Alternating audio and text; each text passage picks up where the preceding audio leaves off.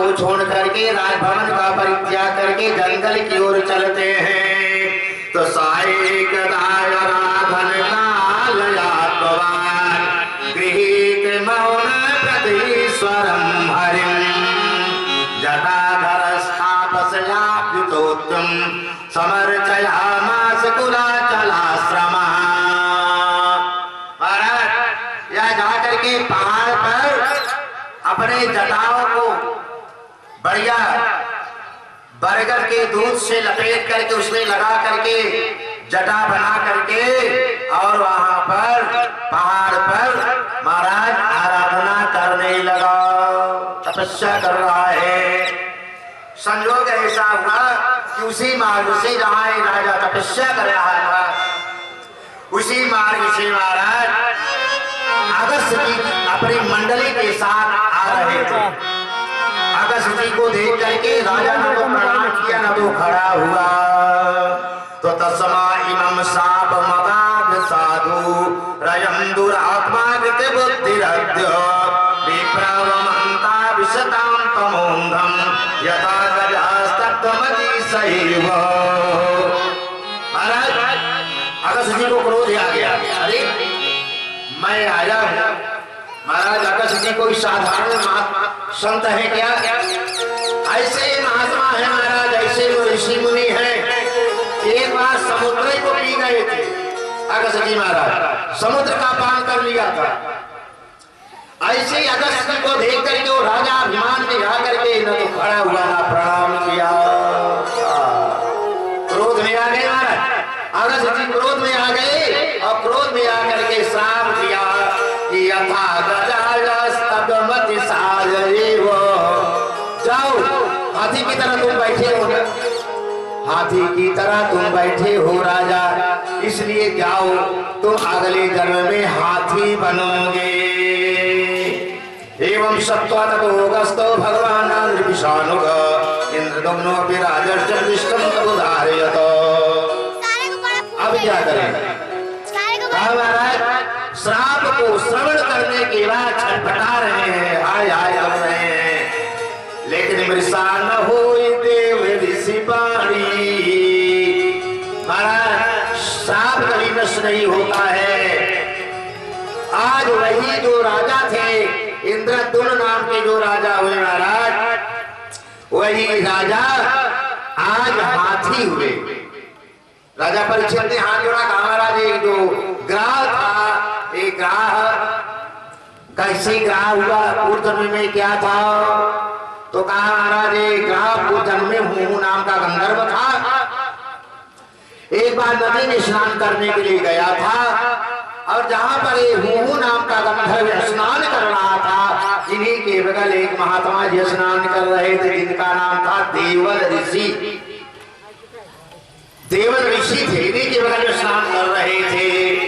तो स्नान करते करते डुबकी लगाते लगाते जल में डुबकी लगाया और लगा करके नीचे गया और जा करके आज ऋषि देवल के पैर को जल के अंदर से पकड़ लिया। तो देवल ऋषि को श्राप आ गया। जल क्रीड़ा करते करते जल में खेलते खेलते दुष्ट नालायक हमारा पैर पकड़ लिया है। तो कहा जल क्रीड़ा करता था निर्लज्ज हुआ कामिनियों से और ऋषि देवल के पद रही थी जा हुआ कभी साबित उससे, हुआ कभी साबित उससे।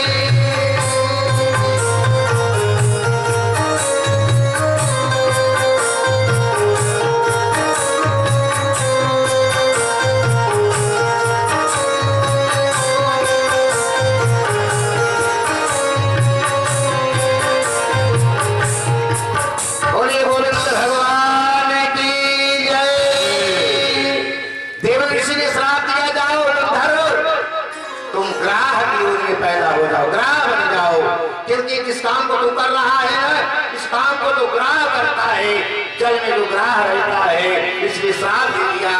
वह हूहू नाम का गंधर्व महाराज ग्राह के रूप में पैदा हो गया और बाद में भगवान जब आए तो इन दोनों का उद्धार कर दिया, और जब उद्धार कर दिया तो भगवान के धाम चले गए। श्री कृष्ण गोविंद हरे मुरारी, हे नाथ नारायण वासुदेव। श्री कृष्ण गोविंद हरे मुरारी, हे नाथ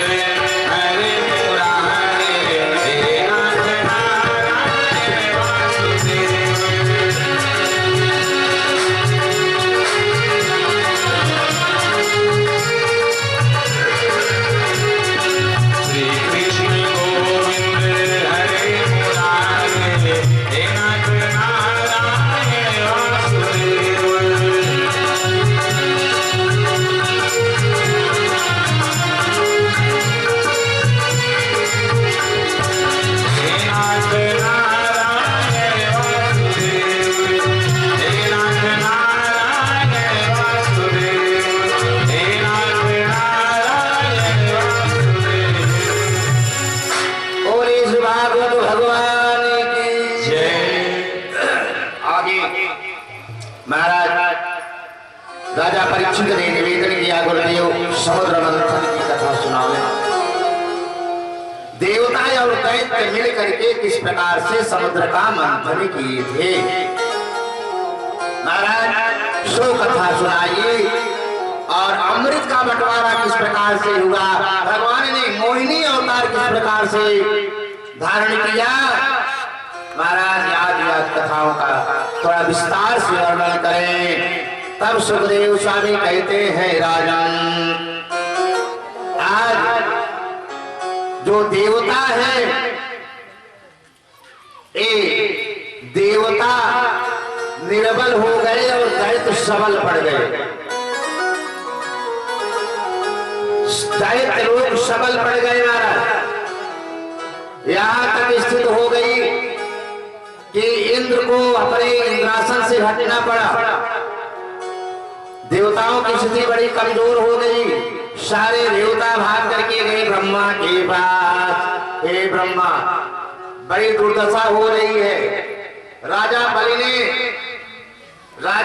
ने इंद्रासन पर कब्जा कर लिया है, इंद्रासन ले लिया है, इंद्र को भगा दिया है। इंद्र मारे मारे फिर रहे महाराज। देवता लोग समृतलोक की धरती पर घूम रहे हैं। जैसे मृतलोक की धरती पर मानव टहल रहा है, उसी प्रकार से देवता घूम रहे हैं, देवता लोग घूम रहे हैं महाराज। हम लोगों का कल्याण कैसे होगा करके सारे देवता ब्रह्मा के पास गए, हाथ जोड़े महाराज। नमोस्तु तस्मा उपशांत शक्ये स्वराज्य लाभा प्रतिपूरितात्मने गुणेषु माया चरितेषु ऋत्विः सज्जमानाय नमः स्वदूतये। महाराज कृपा करिए, अनेक प्रकार से प्रार्थना किया, तब ब्रह्मा ने भगवान का स्मरण किया। ब्रह्मा ने कहा इसमें हम क्या कर सकते हैं, वो राजा बहुत शक्तिशाली है। ब्रह्मा ने भी भगवान की स्तुति किया। नमस्तुभ्यम अनंताय निर्विघ्नं तत्कर्मणे निर्गुणाय गुणेशाय सत्वस्थाय च सांप्रदम्। अब तक उस समय भगवान का प्राकट्य हो गया, भगवान का प्राकट्य हो गया। और भगवान जैसे प्रकट हुए महाराज चाकाचौंध लग रही है सबके आंख में। भागवत का लिखते हैं बहुत से देवता थे, लेकिन भगवान का दर्शन 2 लोग कर पाए। जब भगवान उस समय प्रकट हुए तो केवल ब्रह्मा और भोलेनाथ, ब्रह्मा और बाबा शंकर जो 2 देवता थे, ये 2 लोग ही भगवान का दर्शन कर पाए और सारे देवता भगवान का दर्शन नहीं कर पाए। निर्गुणाय गुणेशाय सत्वस्थाय च सांप्रदाय। महाराज आपको बार बार प्रणाम है। आज महाराज एकाएक जब प्रकट हो गए तो ब्रह्मा जी भगवान के चरणों में प्रणाम करते हैं। तेने सहसा सर्वे देवा प्रतीक्षण। भगवान एकाएक प्रकट हो गए और जब प्रकट हो गए तब भगवान ने कहा कि हे ब्रह्मा सुनिए, हे ब्रह्मा एक उपाय है, देवताओं को बता दीजिए। हाँ महाराज बताइए क्या उपाय करना है। भगवान कहते हैं देवताओं से बता दो कि जाकर के राक्षसों से संधि कर लें, राक्षसों से संधि कर ले। सुनता इता सर्वे सेवलास्या यथा सुराहा अंत ब्रह्मण तो शंभो हे देवा मम भाषितम। हे देवा मम भाषितम। भगवान बार बार कहते हैं हे शंकर जी, हे ब्रह्मा जी, तुम दोनों लोग सुन लीजिए।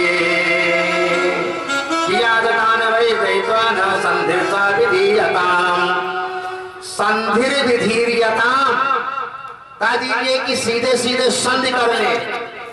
संधि माने मिल जाना, उनसे मिल जाइए और जो शत्रुता है उस शत्रुता को मित्रता में बदल दीजिए। उस शत्रुता को मित्रता में बदल दीजिए और जब मित्र हो जाएंगे तो तुम्हारा कल्याण हो जाएगा। कहा उस यार को यार कहें हम क्या, जिस यार के पास प्रेम न हो,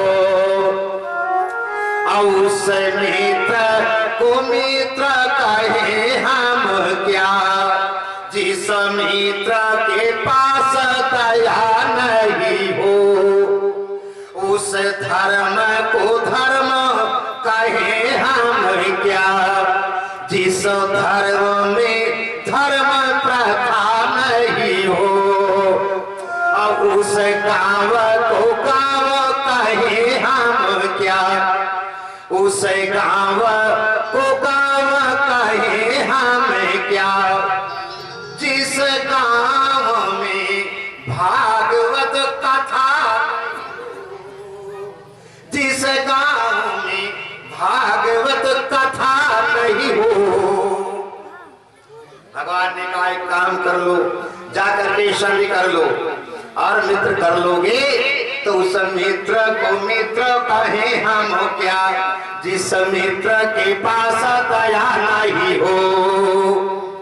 महाराज अगर मित्र है तो उसके अंदर दया होनी चाहिए ना, दया नहीं तो काहे का मित्र है वो तो फिर शत्रु की बात है, वो तो शत्रु की बात है महाराज। इसलिए महाराज भगवान ने आज्ञा दिया जब संधि कर लेंगे तो हे देवताओं, संधि करने के बाद मंदराचल पहाड़ को उखाड़ करके समुद्र मंथन करना होगा।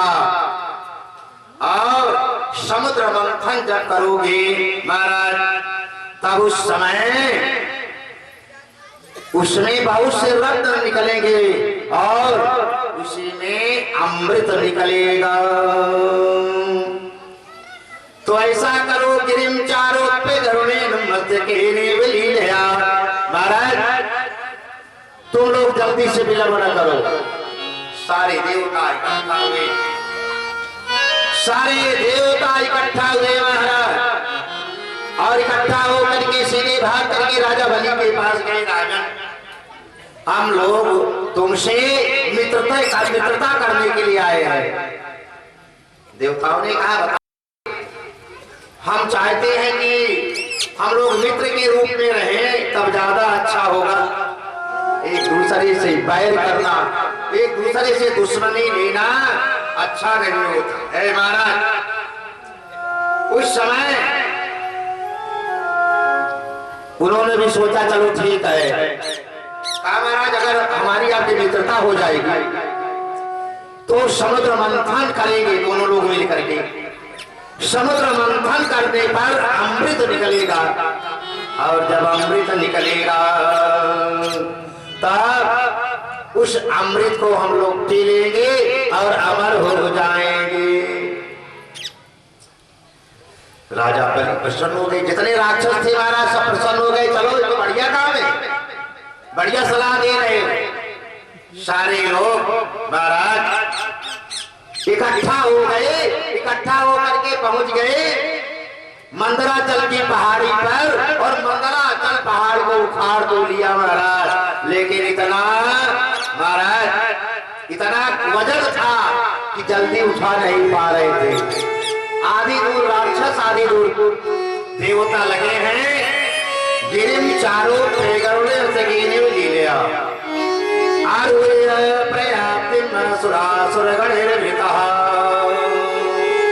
महाराज लेकर के चले तो पहाड़ को लेकर के चले, लेकिन रास्ते में गिर पड़ा पहाड़। अब दोबारा बहुत प्रयास कर रहे हैं लेकिन उठा नहीं पा रहे हैं। धन्य है सुखदेव स्वामी कहते हैं राजन आरुहे प्रयावब्धिम सुरासुर गणेर्भितः। हंसते ने कैवली लिया, भगवान पहुंचे हैं।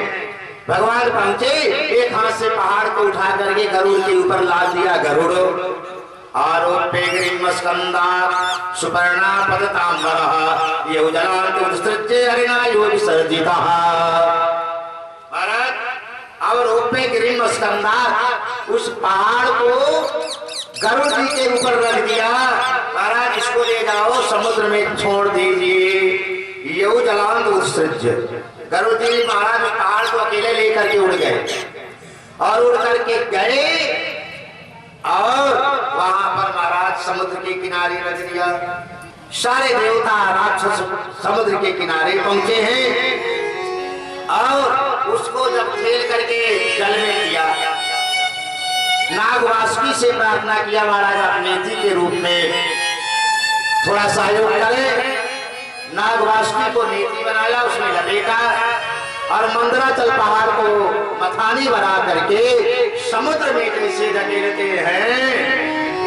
ते नागराज मंत्रम फलो भागे वासुकी परिवीय गिरौ तस्मिन् नेत्रब्धिं मुदान्वितः। महाराज पहाड़ चला गया, नीचे बैठ गया, और पहाड़ जब नीचे बैठ गया तब भगवान ने सोचा अब क्या करें। सारे देवता राक्षस आश्चर्य में पड़ गए। बताओ इतने परिश्रम से इस पहाड़ को उखाड़ करके ले आएगा, लाया गया, और फिर ये जल के अंदर चला गया। विलोक विघरे से विधिम तदेश्वर दुरंत वीर्यो अवचेत संधि कृत्वा वपुकाक्षपमद्भुतं महत प्रविशतोऽयं गिरिमुज्जहार।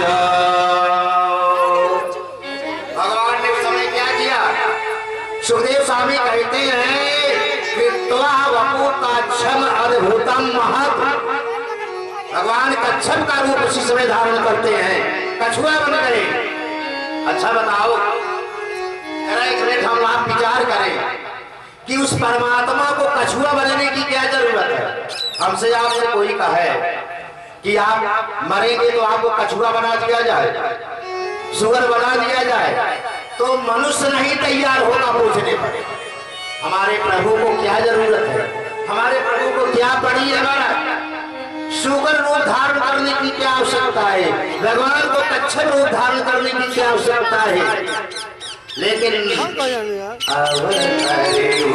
अपने भगत ही तो भगवान अपने भक्तों के कल्याण के लिए अनेक अनेक प्रकार का अवतार धारण करते हैं। महाराज आज भगवान कच्छप का रूप बना करके समुद्र में कूद पड़ते हैं और समुद्र में कूद करके अपना विशाल रूप प्रकट करते हैं और विशाल रूप प्रकट करके उस पहाड़ को ऊपर करते हैं।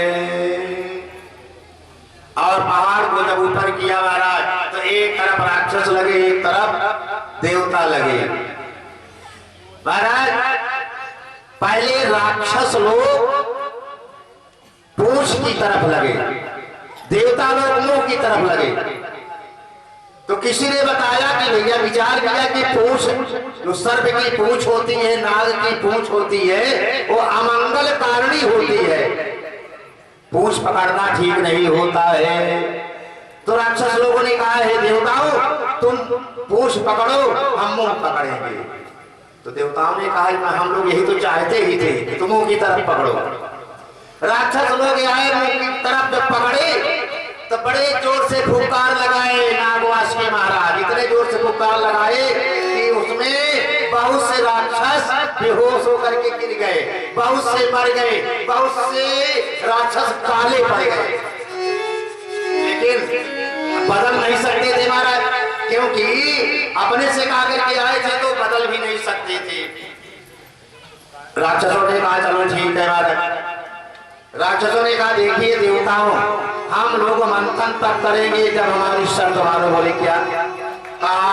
जो सबसे पहले जो वस्तु निकलेगी हम लोग लेंगे। समुत्थितम भीक्षकुलाचलम पुनः समुत्थितानिर्दतुम सुरासुरा तदार पृष्ठेन सलक्षयोजन प्रतारिणादीपैवा परो महा। महाराज आज समुद्र मंथन का कार्यक्रम प्रारंभ हो गया और समुद्र मंथन का कार्यक्रम जब प्रारंभ हो गया तो मथते मथते क्या निकला? कालकूट विश्व निकला। निर्मंत मनाथ विदर्श भूषितम मौलवणं माल हलाग्रमद्भुतो। हलाहल विश्व निकला महाराज। और जब विश्व निकला, कालकूट विश्व निकला, शर्त थी कि पहली चीज जो निकलेगी हम लेंगे। अब देवताओं से क्या पड़ी है? राक्षस लोग ले अपने। अब भाई निकला विश्व, सारे लोग व्याकुल हो गए, वहां से भागना शुरू कर दिए। भैया अब हम लोग इसको नहीं ग्रहण करेंगे। अरे तो विश्व निकल आया, हम लोग तो सोच रहे थे कि अमृत निकलेगा, लेकिन धन्य है भगवान की क्या कृपा है, अमृत नहीं निकला, विष निकला हमारा। जहर निकला, वो भी कालकूट विष निकला। जो जरा सा भी सुगंधी लेता था वो मर जाता था गिर करके, इतना जहर था। आज देवताओं ने विचार किया कि लोग भागे जा रहे हैं, लगता है समुद्र मंथन का कार्यक्रम रुक जाएगा। अरे भैया ये चलो उसका उपाय देखते हैं क्या किया जाए। सारे देवता राक्षस मिलकर के विचार किया, इस विष को ग्रहण कर सकता है कोई तो भोलेनाथ के अलावा कोई नहीं कर सकता है। सारे लोग इकट्ठा हुए महाराज, सीधे कैलाश पर्वत पर पहुंचे हैं। कैलाश की पहाड़ी पर पहुंच करके सारे देवता राक्षस भगवान से स्तुति कर रहे हैं। देव देव महादेव भूतात्मन भूत भावन त्राहिना शरणं पन्नम त्रैलोक्य दानात् विशाल। महाराज त्रैलोक्य दानात् विशाल। अरे इतना कालकूट विषय है कि मृतलोक ही नहीं त्रैलोक सब दुर्गति में पड़ा हुआ है महाराज। तुम्हें का सर्व जगत ईश्वरो बंध मोक्षयो ते तमर्चन्ति कुशला प्राप्तुर्ने संगुरुं। महाराज आप कृपा करिए, कल्याण हो जाएगा हम लोगों का। भगवती बगल में थी, गौरा मैया ने कहा रे देवताओं, अभी अगर अमृत निकला होता तो तुम लोग ना आते बुलाने के लिए। अब जहर निकला है तो शंकरे बाबा को बारी में क्या बड़े जोर से डांटने लगी गौरा मैया। देवताओं ने कहा मैया अग्निर्मुखम ते अखिल देवतात्मा क्षितिम विदुर्लोक चालू करें कालम गतिम ते अखिल देवतात्मनो विशस्य करणो रसनम जलेश। हे माती, हम लोगों का जीवन दुर्लभ हो गया है। कालम गतिम, काल की गति है। जैसे काल आ जाए प्राण खींचने के लिए लोग डर जाते हैं, उसी प्रकार से काल जिसके निकलने पर सारे लोग डर पड़े और मैया से प्रार्थना किया, हे मैया आप नाराज क्यों हो रही हैं? भोले बाबा की स्तुति किया, भोले बाबा क्षण मात्र में प्रसन्न हो गए और प्रसन्न होकर के महाराज भोले नाथ आए और आकर के महाराज कालकूट विष का पान किया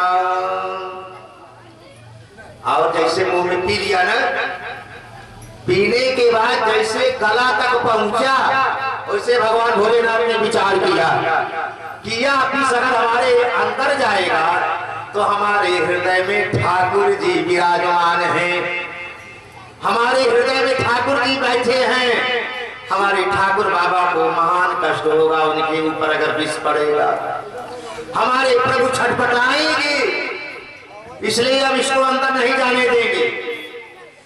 आज भगवान शंकर विचार करते हैं अगर विष को बाहर निकालते हैं तो सारे लोग विपत्ति में पड़ जाते हैं, देवता राक्षस संपूर्ण त्रैलोक विपत्ति में पड़ जाता है।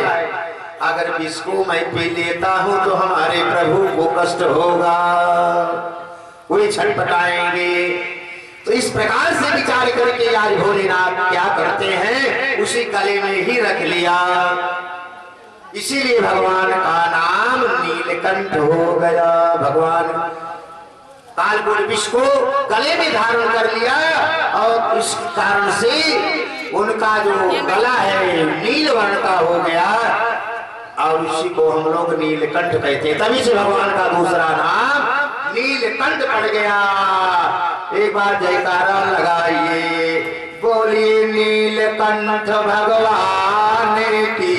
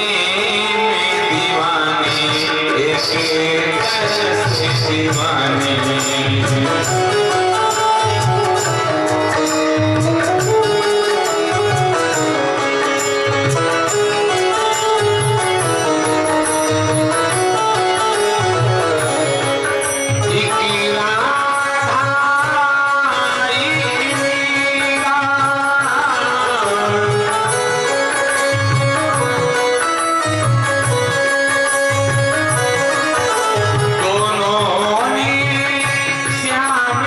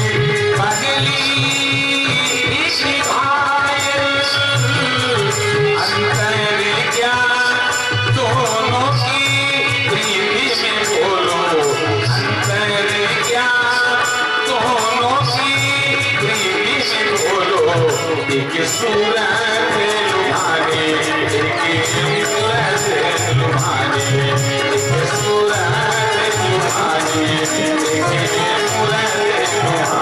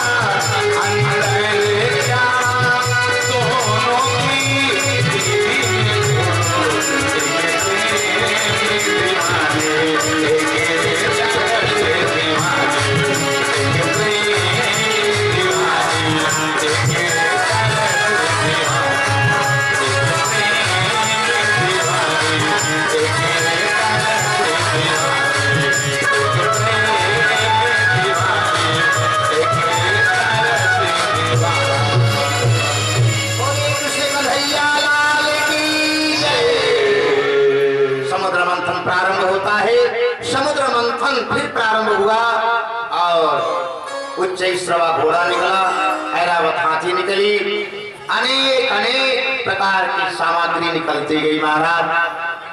और फिर उसी समुद्र से महाराज लक्ष्मी जी का प्रादुर्भाव होता है। लक्ष्मी जी का प्रादुर्भाव होता है। लक्ष्मी जी निकली, बड़ी सुंदर स्वरूप वाली है मां लक्ष्मी। राक्षसों ने विचार किया ये लक्ष्मी हमें मिल जाती तो ठीक रहता। बहुत प्रयास कर रहे हैं, जो देखिए जिस तरफ दौड़ रहे हैं खड़े हो गए। लक्ष्मी मैया ने कहा देखो ऐसे मत दौड़िए, परेशान मत होइए। देखो हमारे हाथ में एक माला है ना, सारे लोग बैठ जाओ लाइन लगा करके। और मैं एक लाइन में देवता, एक लाइन में राक्षस, 2 लाइन लगा करके बैठ जाओ। और जो हमें प्रिय लगेगा उसी के गले में मैं माला डाल दूंगी, उसी के साथ हमारा विवाह हो जाएगा। महाराज जब बैठने लगे तो तुरंत आकाश मार्ग से भगवान भोलेनाथ, ब्रह्मा, विष्णु सब आकर के उसी लाइन में बैठ गए। लक्ष्मी को प्राप्त करने के लिए सारे लोग बैठे हैं। अब लक्ष्मी जी जयमाल लेकर के निकलती हैं। सबसे पहले देखा ब्रह्मा जी बैठे हैं, सबसे पहला नंबर ब्रह्मा ही करा है। लक्ष्मी जी ने विचार किया ब्रह्मा जी को वरण कर लिया जाए क्या, इन्हीं को जयमाल डाल दे। विचार करती हैं, ब्रह्मा जी के पास 1 मिनट भी समय नहीं है, 24 घंटा सृष्टि करते रहते हैं महाराज, पिकनिक का काम कैसे होगा। इसलिए ब्रह्मा जी का उनको वर्ण करना ठीक नहीं है। चल तो आगे चलो देखा जाए। लक्ष्मी मैया जैसे माला लेकर के आगे बढ़ी, भोलेनाथ बैठे थे, बढ़िया सुंदर स्वरूप बनाए। विचार करती हैं भोलेनाथ बड़े अच्छे देवता हैं, त्यागी पुरुष हैं, तपस्वी हैं, इन्हीं को चुन लिया जाए क्या, इन्हीं को वरण किया जाए।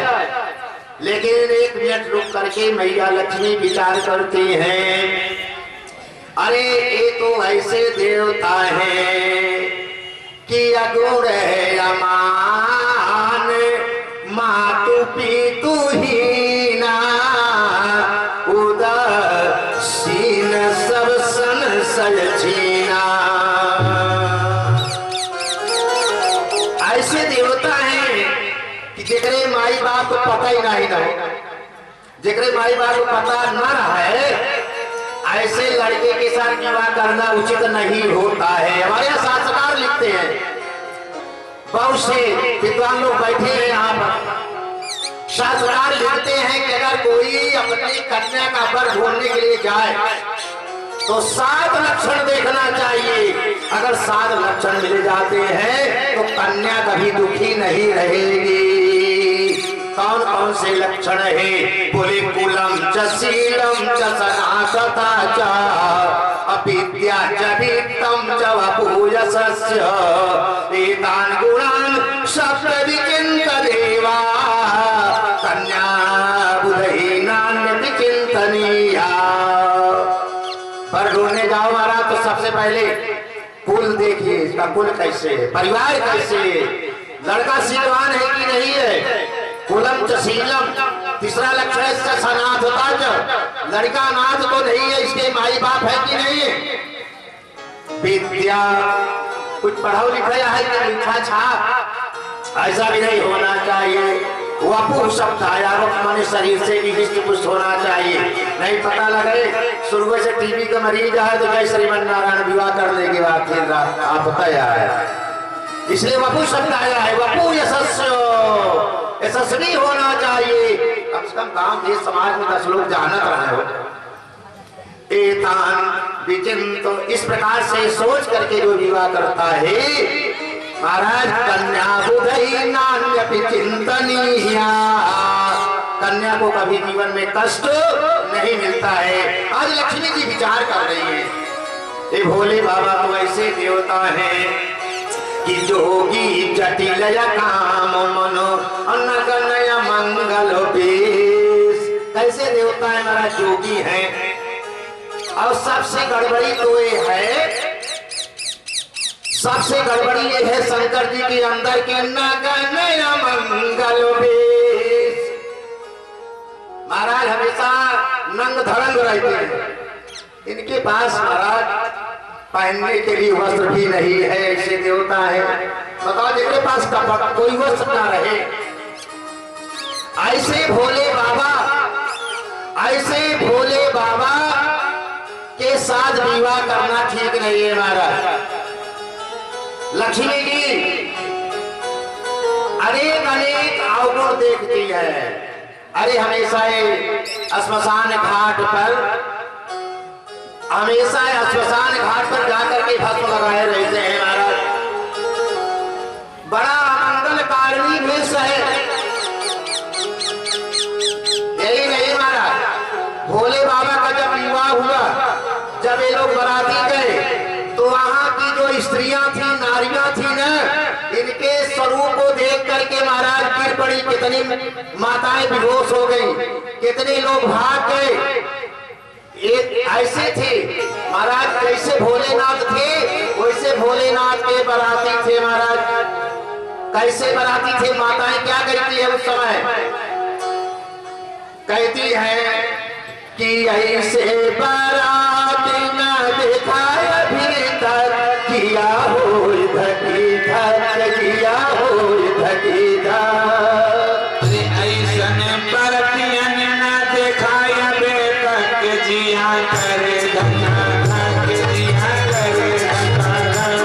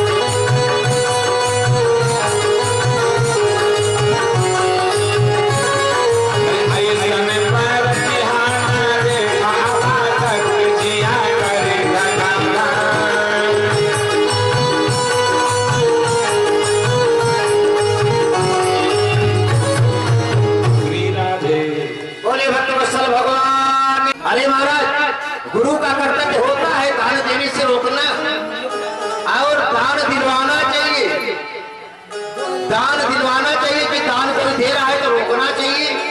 बताओ। शुक्राचार्य ने कहा है कहना नहीं मार रहा। चलो राजा बलि से कहा, हे राजा बलि तुम बहुत उदार हो, बताओ जाते गवाते क्या इच्छा है, क्या ले मांगना चाहते हो? तो राजा बलि ने कहा महाराज आप ही हमारे यहाँ चल करके चौकीदार के रूप में निवास करें। तो भगवान को भी सुतल लोक जाना पड़ा। राजा बलि के यहाँ सुतल लोक में राजा बलि पहुंच गए। बहुत दिन हो गया भगवान वहाँ चौकीदार के रूप में पड़े हैं। लक्ष्मी जी परेशान हैं, प्रभु नहीं आ रहे हैं। नारद जी ने कहा भैया आप सुतल लोक जा करके, और अब 2 दिन बाद रक्षाबंधन आ रहा है, सीधे मैया चले जाओ सुतल लोक और राजा बलि को रक्षा सूत्र बांध करके और रक्षा की बधाई में प्रभु को लेकर के चली जाओ। मैया लक्ष्मी पहुंच गई है हमारा सुतल लोक। लोग जाने नहीं दे रहे थे, कहा अरे जाने दीजिए, लक्ष्मी मैया पहुंच गई। बिल्कुल उसी दिन पहुंचती है जिस दिन रक्षाबंधन का समय था। और लक्ष्मी मैया को देख करके राजा बलि प्रसन्न हुए, आई कहा देखिए राजा आज हमारी इच्छा है तुमको भाई बनाने के लिए। हाँ भाई बनाने, हाँ रक्षाबंधन है ना, देखो मैं राखी लेकर के आई हूँ। आज लक्ष्मी जी ने राजा बलि के हाथ में राखी बांध दिया। राजा बलि ने कहा हे बहन बताओ क्या इच्छा है, क्या चाहिए तुमको? लक्ष्मी जी ने कहा जो आपका चौकीदार है उसे को दे दो। सारे चौकीदार बुलाए, लेकिन कितने चौकीदार आए महाराज उसमें भगवान नहीं थे। मैया लक्ष्मी मैया ने कहा इसमें एको हमको पसंद नहीं है, एको चौकीदार और जो है उनको भी बुलाइए। जो और बचे थे चौकीदार वे भी आए। जब चौकीदार आए भगवान आए सीधे, तो भगवान की ओर इशारा करके लक्ष्मी मैया ने कहा देखो देखो ये किनारे जो चौकीदार खड़ा यही हमको पसंद है, यही हमको दे दो। राजा बलि ने कहा चलो मुस्कुराते हुए दे दिया। सीधे वैकुंठ आ जाती है श्रीमन नारायण नारायण लक्ष्मी नारायण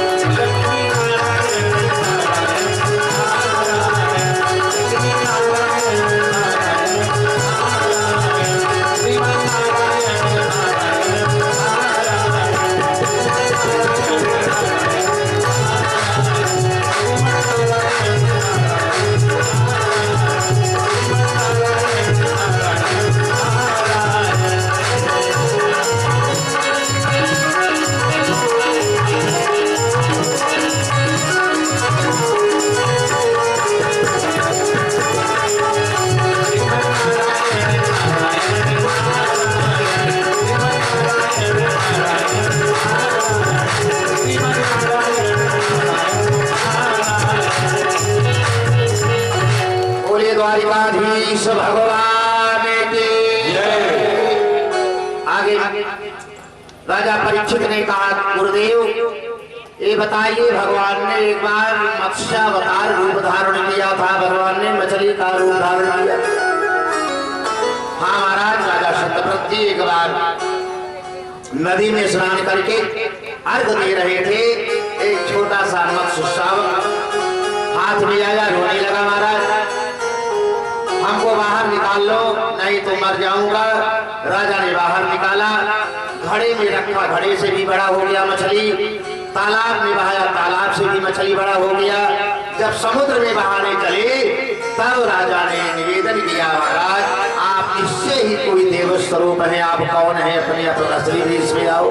तब भगवान शंख चक्र गदा पद्म लेकर के प्रकट हुए। राजन अब ये जो पृथ्वी है जलमग्न होने जा रही है राजन, सारे लोग जलमग्न हो जाएंगे, सब मर जाएंगे, अब केवल आप ही बचोगे।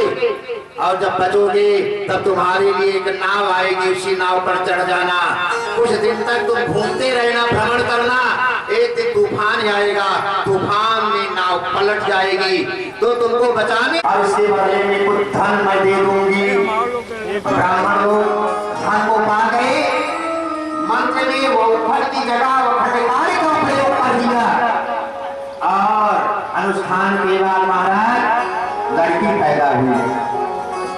राजा गए गुरु जी के पास, राजन ए गुरुदेव मैंने तो अनुष्ठान कराया था पुत्र के लिए, पुत्री कैसे पैदा हो गई? जब आंख बंद करके देखे तो कहा ब्राह्मणों ने गड़बड़ी कर दिया, मंत्र को में जरा उलट फेर कर दिया। महाराज क्या करे महाराज? बसी जी ने कहा चलिए आज इलावृत पर्वत पर पहुंचा है और जैसे वहां पर पहुंचा घोड़े पर सवार हो करके वैसे वह राजा सुद्रुम्न स्त्री के रूप में परिणित हो गए, घोड़ा घोड़ी के रूप में बदल गया। इस कथा को सुन करके राजा परीक्षित ने प्रश्न किया। राजा परीक्षित ने कहा गुरुदेव ये राजा पुरुष था, स्त्री का रूप कैसे धारण कर लिया? तो सुखदेव स्वामी ने कहा राजन जहाँ पर स्त्री का रूप धारण किया वहीं पर एक बार भगवान शंकर पार्वती को गोद में लेकर के बैठे थे, बहुत से ऋषि मुनि जा रहे थे, इनको देख करके हंस दिया। तब भगवान शंकर ने उसी समय श्राप दिया था कि इस स्थान पर जो आएगा, जो पुरुष आएगा वो स्त्री बन जाएगा। भगवान शंकर का श्राप था इसलिए स्त्री बन गया।